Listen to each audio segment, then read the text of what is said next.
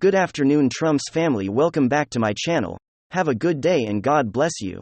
Let's get into the news.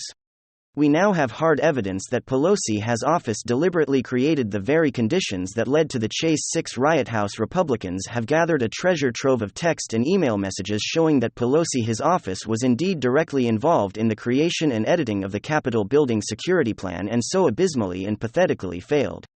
On January 6, the Internal Communications republished in a report compiled by incoming Republican leadership in an effort to counter the embarrassingly partisan final report of the now-defunct J6 Kangaroo Committee. The report revealed text from Pelosi staff to the House Sergeant of Arms, informing officials that Pelosi his team had secretly edited the J6 security plan, and after they gave the Sergeant of Arms the heads-up, they told him to accept bribes when he saw the final draft of the security plan, as if it were the first time he saw it, a request with which he reportedly complied. The key to these edits is that the Pelosi team had deliberately weakened Capitol security on J6, obviously allowing the riot to happen with minimal defense. Now, of course, this is in stark contrast to what President Trump had originally requested. Reuters reported back in May of 2021 that President Trump did in fact originally request National Guard troops to guard and protect the 100,000 supporters that showed up on J6 at the Capitol. Former Acting Defense Secretary Christopher Miller testified before a House of Representatives panel that President Trump had requested the presence of the troops. But that request was denied. We now can see that it was Pelosi and her staff that appear to have deliberately denied that request. And as a result, as the Republican report concluded, they knowingly left the Capitol building vulnerable on that fateful day. And now these revelations, they're huge. As we're also painfully aware, Nancy Pelosi and the Democrats as well as Rhino Republicans have done everything they possibly could to weaponize J6 to their advantage. For example, just days after the riot, Pelosi made the absurd comment that the rioters in the Capitol were guilty of, in her words, choosing their whiteness over democracy. According to a report by U.S. News, Pelosi said, quote, "It has been an epiphany for the world to see that there are people in our country led by this president for the moment who have chosen their whiteness of a democracy." It was an incredibly petty and frankly bizarre turn of phrase, and I remember when it was originally picked up by a number of media outlets, not a single reporter bothered to ask the question, what precisely did the speaker even mean by that comment? How precisely did they choose their whiteness over democracy? And while she was making comments like that, Missouri Representative and ultra-leftist Cori Bush introduced a resolution calling for the removal of the Republican members of Congress who challenged and objected to the Electoral College because, in her words, quote, "the dangerous consequences their actions led to an attempted white supremacist coup that put thousands of lives in danger and left 5 people dead." I mean, there's been no shortage of attempts at weaponizing J6 as a means to further marginalize the political sentiments of tens of millions of voters that the permanent political class despises and disdained. But there's a huge irony in all of this, an irony that further implicates just how corrupt the permanent political class really is. The irony surrounding Pelosi's absurd notion that patriots are opposed to democracy is that studies show that far from being anti-democratic, populist patriot voters actually want more democracy, not less. They want more referendums. They want more politicians who are actually going to listen to their concerns and who will in turn give more power to the people and less power to established economic and political elites. Back in 2017, a voter study group found an overwhelming majority of Americans, 86%, felt positively about democracy, while more than 8 in 10 regarded it as important to live in a democracy. This obviously includes the vast majority of Trump voters. But there's another irony here. What Pelosi and the Democrats and rhinos are doing in their weaponization of J6, as they are the ones who are actually attempting to oppress democracy, or better, a form of democracy. Scholars make a distinction between 2 kinds of democracy, what they call redemptive democracy and pragmatic democracy. Pragmatic democracy is the kind of democracy that operates within globalist world structures. It's based on the pragmatism of the technocratic expertise of a ruling elite, whose values are often fundamentally at odds from that of the people. Now, it's very, very important to get the kind of pragmatism practiced by political and economic elites within so-called democratic structures has little, if anything, to do with the concerns of the vast majority of national populations. That's why Pelosi and the Democrats and the Cheney-led Rhino Republicans seem to live in a world all of their own, they rule in accordance with their own values, which are so often at odds with the values of the citizens they claim to represent. In contrast to this, patriots are driven more by what scholars call a redemptive vision of democracy, which restores democratic rule and institutions as compatible with the values of the people. And as such, our leaders act and govern in accordance with the values, interests, and concerns of citizens, rather than special interests.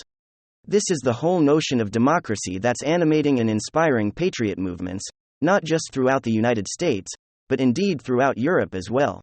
So the ridiculous hypocrisy in all of this is that Pelosi and the permanent political class, in trying deliberately to marginalize the political concerns of tens of millions of people through the weaponization of JSX. They're actually silencing and suppressing, indeed canceling, the democratically expressed concerns of those tens of millions. And now we have the receipts, as it were, that such a suppression is indeed purposeful, as Capitol security was intentionally minimized, which of course raises the question, was this riot stage? Was this right at least allowed so as to create a political weapon for the permanent political class? Let's hope that the incoming Republican majority will get to the bottom of this once and for all.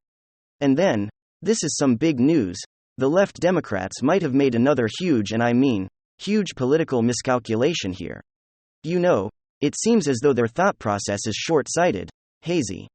Whenever Donald Trump is involved, they get so emotional and they get so tunnel vision on the evil orange man that they don't see the big picture. Donald Trump's tax returns, they've been fighting to have them released for 6 years straight. After that 6-year-long legal battle, the House of Representatives finally got their hands on Donald Trump's private documents. They subsequently released it all to the public, thinking, oh, we got him this time. All the information dropped whomp. It was a total nothing burger. It seems as though the news cycle has already moved on. A little blip on the radar, a one-day Democrat event, the circus is in town and nobody's attending. And so Democrats didn't exactly get the bombshell that they were looking for again. But of course it gets worse for them, because they just set a very interesting precedent. They seem so short-sighted, love-thirsty when they have power, but they don't seem to understand that their power isn't infinite. It's quite finite. Actually, it's only temporary. I mean, already the Democrats have lost the House. And so as the Republican majority is sworn in, their power is essentially lost overnight. Yet the standards that they have set in the legal precedent that they have said remains technically. If the House can now legally just attain people's private records and tax documents, they could do it for Trump, then they can do it for anybody else. Let's just say the Biden crime family and the Nancy Pelosi stock market racket should be friggin' shaking in their boots, because you know exactly what time it is. It's payback time. Backfire o'clock, as all the standards and legal precedent that has been set by this outgoing Democrat House is now going to be wielded against them. All right, folks. So we got a headline here from the conservative brief: Trump taxes set dangerous precedent for Democrats. Democrats petitioned to get former President Donald Trump's taxes, as they said there were legislative reasons that they had to be examined. The courts, including the Supreme Court, agreed and allowed them to see the taxes. Democrats took it a step further and have shown the taxes to the entire world. Many people believe that the Democrats are going to regret that decision, as precedent has been set. I'm actually glad that SCOTUS ruled that Trump had to turn over his taxes, because deep state just created a legal precedent that they're going to severely regret. Let's start seeing everybody's tax returns. Starting with Mitch McConnell, Nancy Pelosi, Adam Schiff, and Liz Cheney. Sunlight is the best disinfectant. Congressman Troy Nehls chimes in as well. I'm not interested in seeing the tax returns of President Trump, who left office poorer than when he entered. I am, however, interested in the tax returns of elected officials who became millionaires while in office. Absolutely. You know what I'm realizing all of a sudden?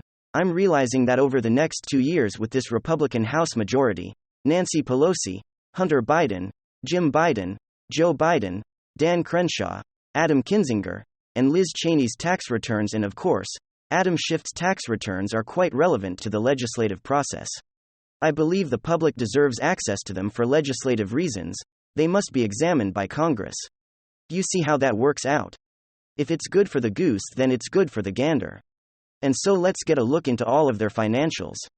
And let's really understand how these seemingly useless political figures with no real relevant life skills outside of being political grifters seem to make so much money based on the records Liz Cheney's net worth ballooned as much as 600%. During her time in office by the way, spending less than a decade first taking office in 2017. Representative Liz Cheney's net worth ballooned from an estimated $7 million when she first took office in 2017, to possibly more than $44 million in 2020, according to analysis from the Center for Responsive Politics, and her most recent financial disclosure forms. So in the period of 3 to 4 years, you mean to tell me that Liz Cheney made more than $30 million after taxes directly being applied to her personal net worth? And the question is where is all of this money coming from? Well, I believe it's relevant to the legislative process and to voter interest. Unseal it all, give the American people access to all of their private records, just like they did to Donald Trump.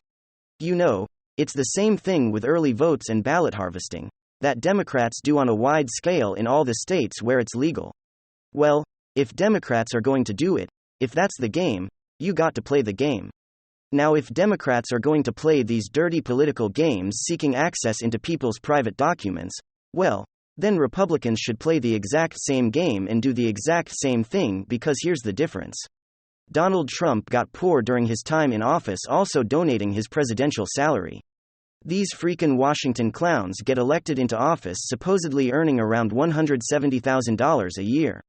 Meanwhile, they're diluting their net worth by the tens of millions. In some cases, investigate them all. And not just them as individuals, investigate their corporations or personal and family trusts, unsealed at all. We all know that Joe Biden released his tax returns once elected into office. But what we also know is that the Joe Biden financial situation isn't a personal affair. It's a family affair. Investigate them all. And more importantly, investigate the Biden Corporation. I'm sure they have a couple of trusts and a couple of holding companies. I mean, based on Hunter Biden's laptop, we know that supposedly Hunter Biden was bankrolling his father for multiple years during and after his time as vice president. Well, again, the question is, where's that money coming from? It's time for investigations, and even the fake news media knows that that's the case. Here's CNN essentially panicking over the phenomenon as the Republicans take control of the House on Tuesday. Everyone listen to this. Here in Washington this week, reality is going to set in quickly. On Tuesday, House Republicans will take control of the chamber and try to elect a speaker, and that could take a while. House Republicans are also planning to launch a slate of investigations into the Biden administration, as Washington begins to adjust to divided government. Okay, folks, Democrats set the standard, Democrats set the legal precedent. Now all Republicans have to do is follow, and it goes beyond gaining access to private documents and making them public. The endless investigations into Donald Trump, his organization, his family, his direct orbit. Will Democrats set the standard? Now it's time to investigate whether there's actually some potential criminality and actual wrongdoing and clear corruption. Investigate the Biden crime family, and you know what, for good measure, following him the Democrats' footsteps, impeach Joe Biden. Who cares if you have the vote to actually criminally convict them? Just impeach him anyways? I mean, that's the new Democrat standard. Now is it if a president from the opposing party wins an election and you don't like it? Well, then hire some foreign spies to gather some fake dirt on said candidate, then lie to the FBI to launch an investigation, obtain an illegal FISA warrant to spy on their campaign, and then use all the fake manufactured BS that you've paid for to justify your investigation after you've leaked it all to the press, and then impeach. And if that impeachment doesn't work, and falsify the transcript of a phone call between the president and another foreign leader and impeach him over a non-existent crime. That's the new standard. Democrats created it. They made the rules, and so now they need to play by the rules. The rules apply to everyone equally. Thank you very much. WWG1WGA. Give me your thoughts below and hit